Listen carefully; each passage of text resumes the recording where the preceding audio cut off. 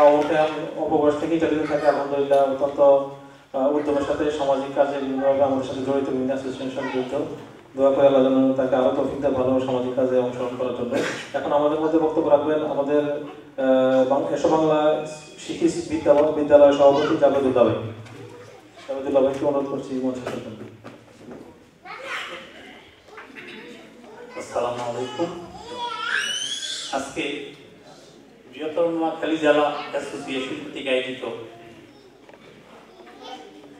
পরিচিতি সভা অনুষ্ঠানের সম্মানিত প্রধান অতিথি এবং মঞ্চে উপস্থিত আজকের এই অনুষ্ঠানের সম্মানিত সভাপতি ও বিভিন্ন জেলার সম্মানিত সভাপতি এবং সাধারণ সম্পাদক ও সামনে যারা উপস্থিত আছেন আমার প্রাণপ্রিয় সহকর্মীবৃন্দ, আসসালামু আলাইকুম।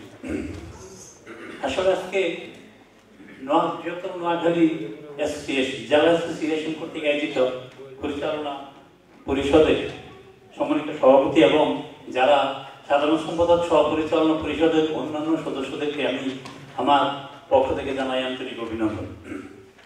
এবং সেই সাথে আরেকটি কথা বলতে চাই যে আজকে আসলে আমরা বিভিন্ন জেলা কর্তৃক বিভিন্ন অ্যাসোসিয়েশন করা হচ্ছে, কিন্তু জেলাগুলি সবার সাথে ভালো সম্পর্ক নেই। তাই আমি নোয়াখালী জেলার সম্মানিত যারা উপস্থিত আছেন এখানে আপনাদেরকে অনুরোধ করব যে সবার সাথে সব জেলার আমরা যারা বাংলায় কথা বলি সবার সাথে ভালো সম্পর্ক যেন আমাদের হয়, আমরা যেন আমাদের মধ্যে কোনো রেশার সিদ্ধান্ত না হই, সেই প্রত্যাশা ব্যক্ত করে আমি পরিশেষে আরেকটি কথা বলতে চাই।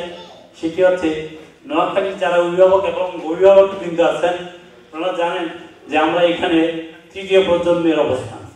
তো আমি আশা করবো আপনারা সবাই যারা এখানে ফ্যামিলি নিয়ে আছেন আপনাদের সন্তানকে বাংলা শেখাবেন এবং বাংলার পাশাপাশি অবশ্যই ইটালিয়ান ভাষা তো জানতে হবে, কিন্তু ইটালিয়ানকে আপনি যদি বাংলায় রূপান্তরিত করতে না পারেন তাহলে বাংলাটাই জানা প্রথম দরকার। তাই আপনাদেরকে অনুরোধ করবো আপনাদের সন্তানদেরকে বাংলা শিক্ষায় শিক্ষিত করার জন্য আমরা শহরে এসব বাংলা শিক্ষা বিদ্যালয় প্রতিষ্ঠা করেছি। আপনারা আপনাদের সন্তানদেরকে সেখানে পাঠাবেন, আমরা সযত্নে তাদেরকে বাংলা শিক্ষায় শিক্ষিত করব।